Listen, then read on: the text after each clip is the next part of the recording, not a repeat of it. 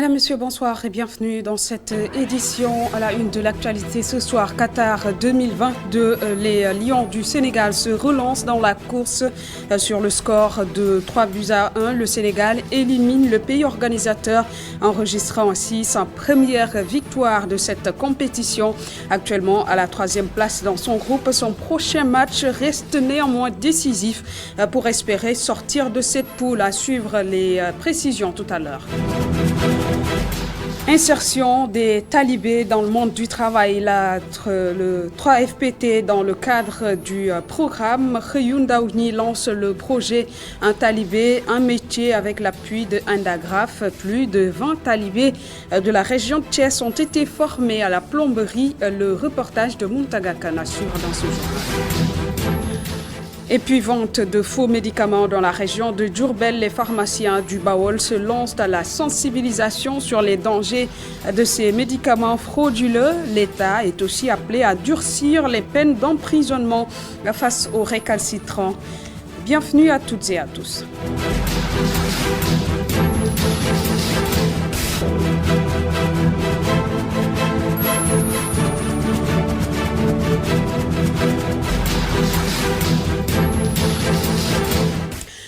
Actualité oblige, nous parlons football. Les supporters sénégalais se prononcent sur le jeu des Lions et la tactique du coach Aliou Cissé. Après le match Sénégal-Qatar, certains pensent que les remplaçants doivent être faits un à un. D'autres désavouent la sortie du défenseur Ismaël Jacobs, mais unanimement, tous estiment que le joueur Iliman Ndiaye doit être titularisé. Les réactions des supporters sénégalais ici au micro de Mamadou Dian. Dans l'ensemble, c'est bon. Dans l'ensemble, c'est bon, c'est compact. Mais tout ce qui manque, c'est les automatismes et surtout l'efficacité. On méritait de gagner 4 buts, comme ça on sera à l'abri. En deuxième match, si on fait match nul, on va se qualifier. Mais même avec la victoire, on n'est pas à l'abri. On est obligé de gagner le deuxième match. Et surtout, il faut de la sérénité. Parce que moi, j'ai l'impression que le coach est en train de douter. Il n'a pas encore trouvé son système. Par exemple, la défense. Naturellement, moi, aujourd'hui, je ne voyais pas Jacob sortir. Aujourd'hui, on a vu que Aliou Cissé, il a plus de maturité. Il a bien fait de faire sortir Jacobs, Nampalys Mendy pour les reposer pour le match prochain contre l'Équateur. Il a bien joué. On a vu Iliman Ndiaye, il doit être titulaire au prochain match. Et Boulaye aussi, il a bien joué. Tout le monde a bien joué. Le seul problème, c'est que Abdou Diallo, il n'est pas bon pour jouer au flanc droit, au latéral. C'était mieux qu'on met Moussa Ndiaye. On a l'espoir, vu les statistiques de cette équipe aujourd'hui. On a joué très haut et on n'a pas hésité de prendre tous les ballons. Bon, je pense qu'avec le prochain match, ça ira, Inch'Allah.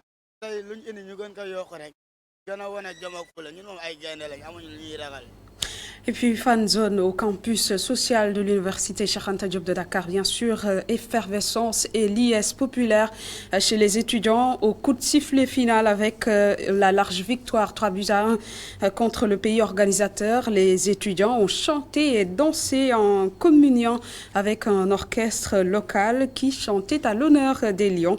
C'est un reportage d'Amadou Bari.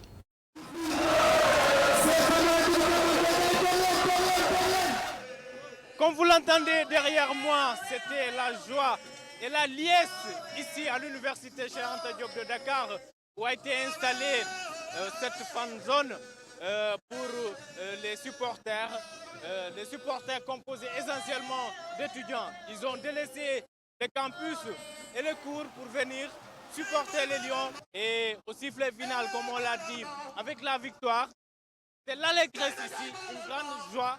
Et 30 minutes après le sifflet final, c'est toujours la fête ici comme vous le voyez. Les supporters entonnent des chants à l'honneur des Lions.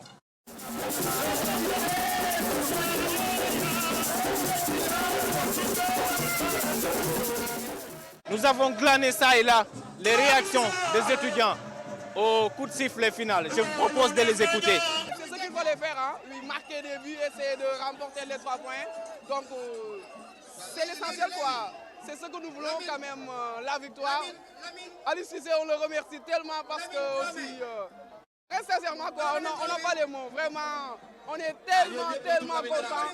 Bravo les Lions, bravo Aliou Cissé, bravo à tout le monde. Oui, continue gagnant pour le jeu parce que Iliman Ndiaye est remplaçant, il a fait la passe décisive, Bamba Dieng aussi a marqué. On est venu ici porter nos lions, les gens encourager et tout ça, leur montrer qu'on est derrière eux.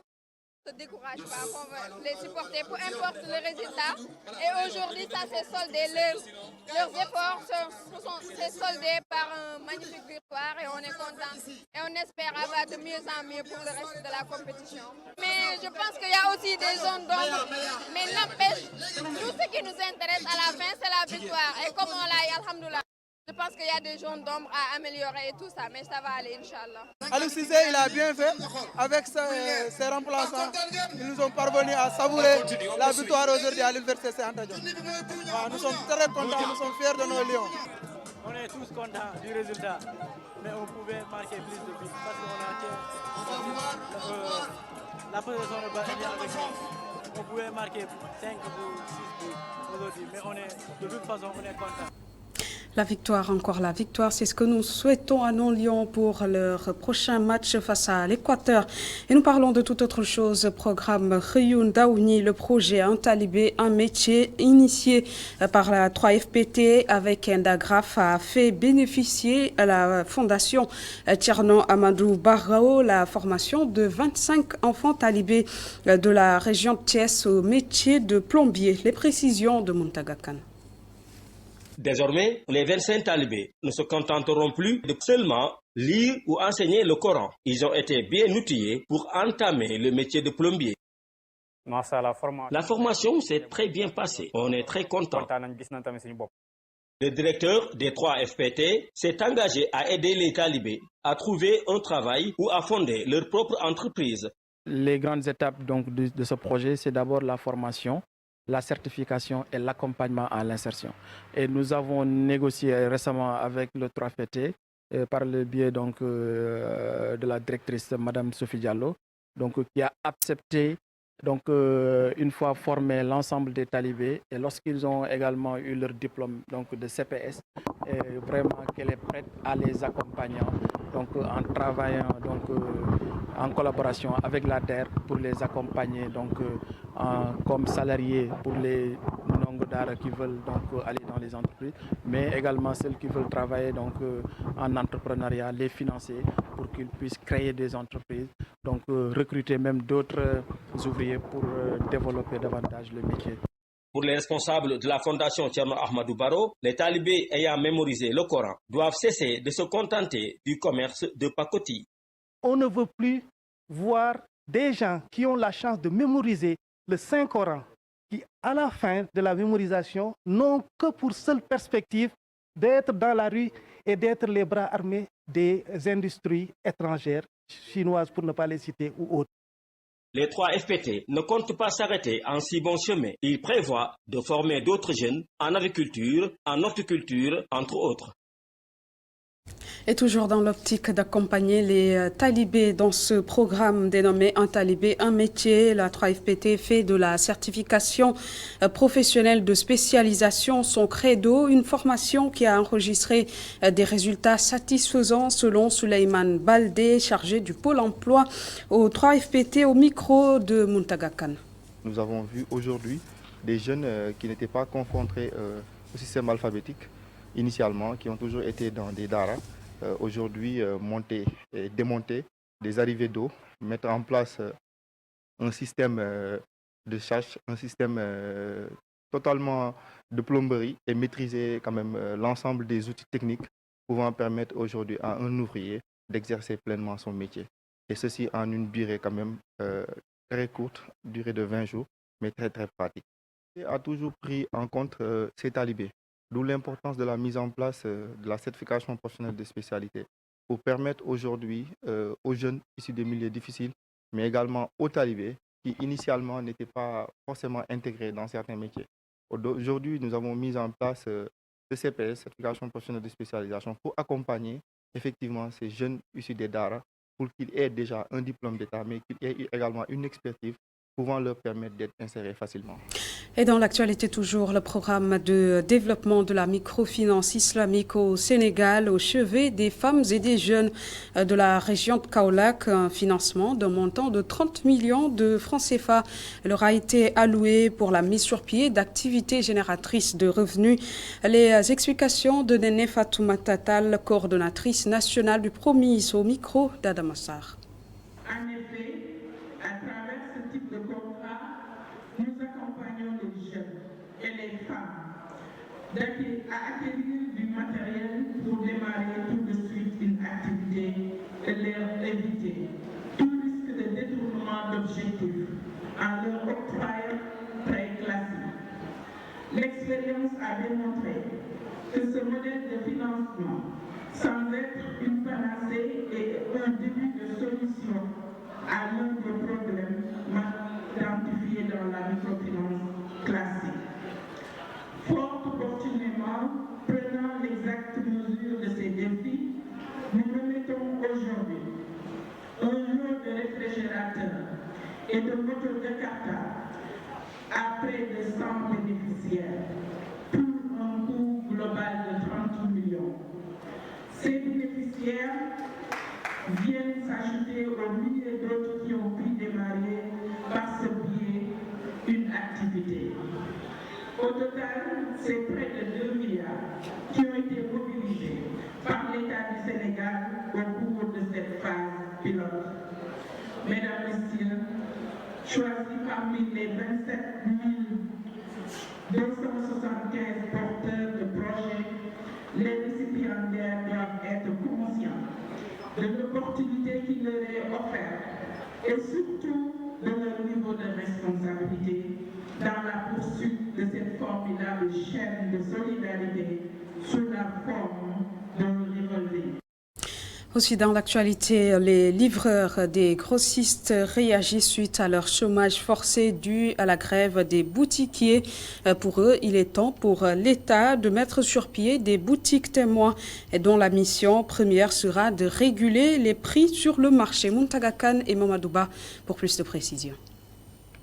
Quelques heures de grève des boutiquiers ont suffi à mettre les populations dans tous leurs états. Les vendeurs en gros qui font le tour des boutiques sont au chômage. On a trouvé l'un d'eux en compagnie de ses camarades se prélassant en centre-ville. La grève nous a beaucoup touchés. Comme vous le voyez, nous sommes là, assis, à ne rien faire. En temps normal, nous qui sommes des vendeurs en gros ambulants, nous serions sur le terrain. Ils sont unanimes à condamner la grève des boutiquiers et leur refus de baisser les prix. Ces situations sont très déplorables. Dans un état normal, on doit parler aux boutiquiers qui haussent les prix quand il le faut, mais quand il s'agit de diminuer les prix, ils refusent catégoriquement. Ce n'est pas du tout normal. Afin de minimiser l'inflation, ils proposent au chef de l'État de mettre sur pied des boutiques témoins. Je suggère à Macky Sall d'implanter de grandes boutiques témoins qui vendraient des denrées telles que le riz, le maïs, le sucre et autres qui sont des aliments de base pour les populations. En ce moment, les clients laisseraient tomber ceux qui vendent des prix exorbitants. La proposition la mieux partagée aujourd'hui par les Mbourois, c'est la nécessité d'un dialogue probant entre les autorités étatiques et les grévistes. Marathon budgétaire à l'Assemblée nationale. Le ministre de la fonction publique et de la transformation a profité de son passage à l'hémicycle pour répondre à certaines questions et préoccupations des députés. Parmi celles-ci, la ponctualité et l'assiduité de certains agents de la fonction publique. Le ministre Galoba, que je vous propose d'écouter au micro d'Émile Dalissard. On a fait état des retards et des absences. Je pense que c'est une belle formule qu'on a mis en exergue ici. L'administration est un haut lieu où les gens arrivent en retard, croisent ceux qui partent présentement. Mais j'estime pour ma part que c'est une caricature. L'administration sénégalaise nous a valu beaucoup de satisfaction. Si aujourd'hui nous avons pu réussir, le gouvernement a pu faire des pas de géant dans le cadre de la transformation de l'économie, réaliser des infrastructures de grande envergure, en ayant un système de santé, un système éducatif performant, car nous le devons à une administration dont les membres, les acteurs publics constituent les leviers et travaillent sur la base de leurs compétences et d'une expertise avérée. Ça ne peut se concevoir que si effectivement on a des fiches de poste sur la base desquelles les agents sont reçus à travers un entretien annuel, fixer des objectifs pour l'atteinte desquels les agents sont évalués et leurs performances mesurées et évaluées sur la base de ces entretiens. Vous le disiez tantôt, le regroupement des pharmaciens de la région de Diourbel fait de la lutte contre l'utilisation des médicaments de la rue sa priorité, au-delà de s'engager dans la sensibilisation sur les dangers de ces médicaments frauduleux. Les pharmaciens du Baol invitent l'État à corser les peines d'emprisonnement afin de dissuader les récalcitrants. C'est un reportage de Goranda Klo. Plus de 300 dépôts illégaux de médicaments ont été recensés à Touba, une situation qui met sur le qui-vive le regroupement des pharmaciens de Diourbel qui, en conclave à Touba, mise sur la sensibilisation pour lutter contre l'utilisation des médicaments de la rue. La parole seule ne saurait suffire. Donc il nous faudrait une intervention énergique et musclée. Touba est l'épicentre, pour ne pas dire, est la plaque tournante pour ne pas dire l'épicentre, c'est vrai. Donc, il y a beaucoup de médicaments qui quittent la sous-région pour atterrir à Touba et ensuite quittent Touba pour donc être ventilés dans les 4 coins du pays. Nous, en tant que pharmaciens, ce qu'on peut faire, c'est attirer l'attention de l'autorité. Il ne s'agit pas d'aller combattre directement ou bien de fermer telle ou telle structure qui n'a pas habilité à vendre le médicament. Ainsi, le président du regroupement des pharmaciens de Diourbel invite l'État du Sénégal à appliquer la loi contre la vente illicite des médicaments. Il y a au moins une amende qui est prévue, une amende qui va de 240 000 à 480 000 et en cas de récidive, une amende qui va de 480 000 à 2 400 000 avec une peine d'emprisonnement ferme de 6 mois. Donc je pense que rien qu'en appliquant ces peines que l'on dispose actuellement, bien vrai que c'est des peines assez faibles pour des délinquants ou bien pour des marchands de la mort, entre guillemets. Mais rien qu'en appliquant ces peines, donc je pense qu'on pourrait avoir un effet dissuasif sur ces fossoyeurs de... Une situation qui pousse le président du syndicat des pharmaciens privés du Sénégal à monter au créneau pour déplorer l'utilisation des médicaments frauduleux. Le Sénégal doit tout faire pour mettre à l'aise, mettre en sécurité la ville sainte de Touba. Il ressort, quand vous aurez appelé les recommandations, mais le professeur Oumar Sarr, le docteur Kam ont montré aujourd'hui la gravité qu'il y a et l'ampleur même de ces faux médicaments et les dangers qu'ils représentent pour la population. Et aujourd'hui, le président l'a dit tout à l'heure, l'État et les ménages dépensent énormément d'argent pour se soigner, mais également pour prendre en charge les maladies connexes et les maladies liées à l'utilisation de ces faux médicaments. 45 pharmacies légales contre plus de 300 dépôts de médicaments illégaux, un paradoxe nuisible qui pèse sur la santé des populations. Et l'actualité, c'est aussi les ressortissants des îles Bliss du Kassas et dans le fleuve Casamance réfutent les hypothèses de disparition des 2 soldats Didier Badji et Fulbert Sambou.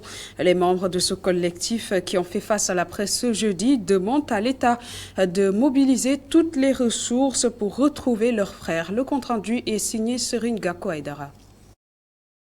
Le rassemblement des îles Bliss du Kassas pose des interrogations sur les hypothèses liées à la disparition de Didier Badji et Fulbert Sambou.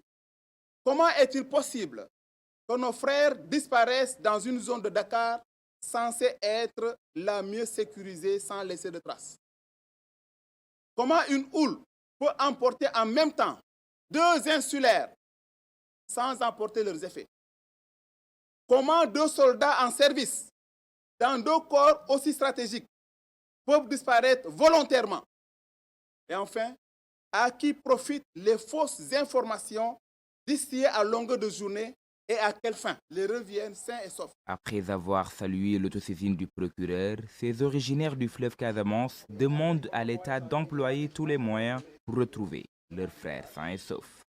La communauté des îles Bliss du Cassa et de la diaspora demande solennellement à l'État du Sénégal de les édifier sur le sort de leurs frères au service de la République et de tout faire pour que ces dignes fils du Cassa les reviennent sains et saufs.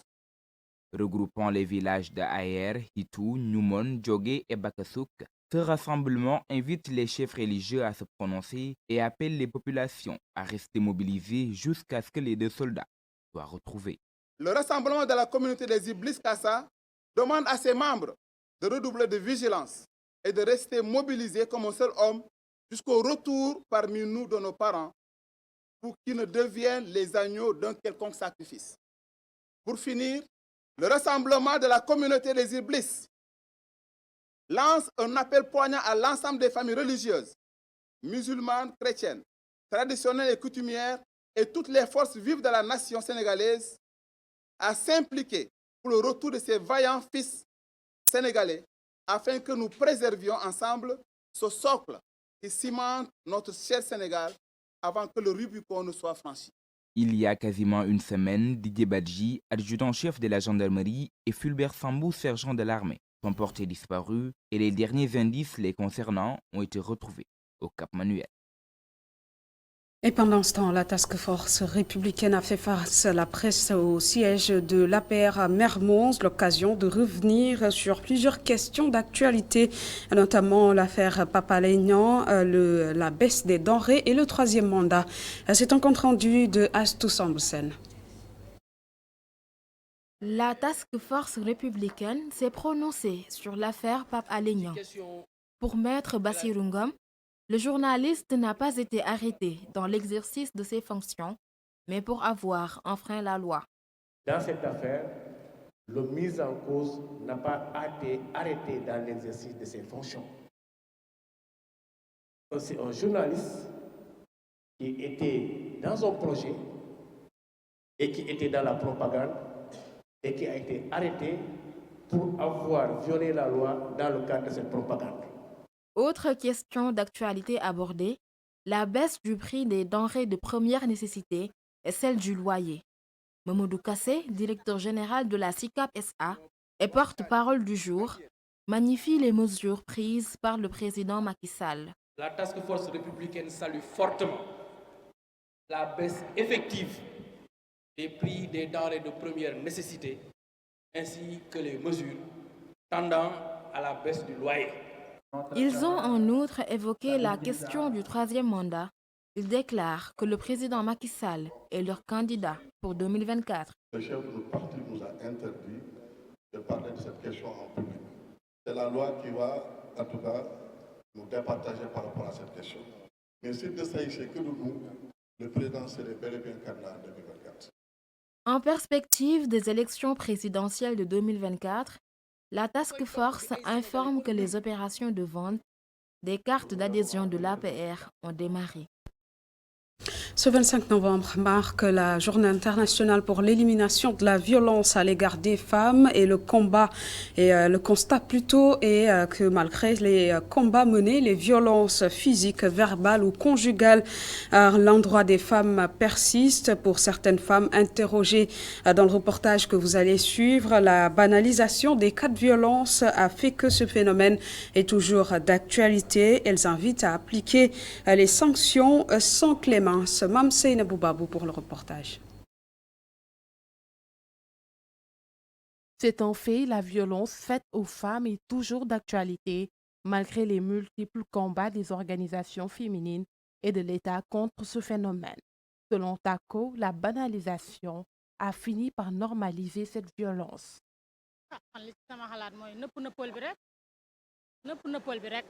Je pense que les gens n'ont pas assez de courage pour dénoncer ce qu'on leur fait subir. Il y a aussi les proches qui préfèrent régler les choses à l'amiable. C'est pourquoi la violence faite aux femmes demeure toujours dans notre société. Mariama, la trentaine, partage cet avis. Pour elle, très souvent, des cas de violence sont gérés à l'amiable raison pour laquelle le phénomène perdure et prend de l'ampleur. La violence faite aux femmes perdure car beaucoup de cas se passent dans les maisons et souvent ils règlent ça entre familles pour ne pas que les choses s'ébruitent. Avec cela, c'est impossible de lutter contre ce phénomène.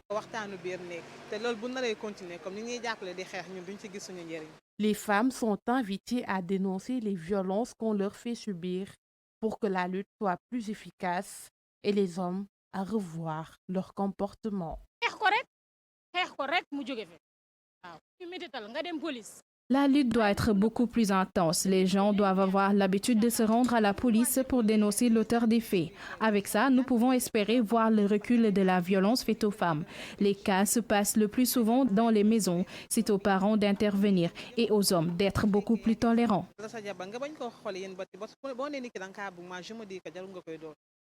La lutte doit être beaucoup plus intense selon nos interlocutrices qui estiment que les femmes doivent affronter leur peur en dénonçant leurs bourreaux et que les sanctions soient appliquées. Merci de l'avoir suivi et bonne fin de soirée en compagnie des programmes d'ITV.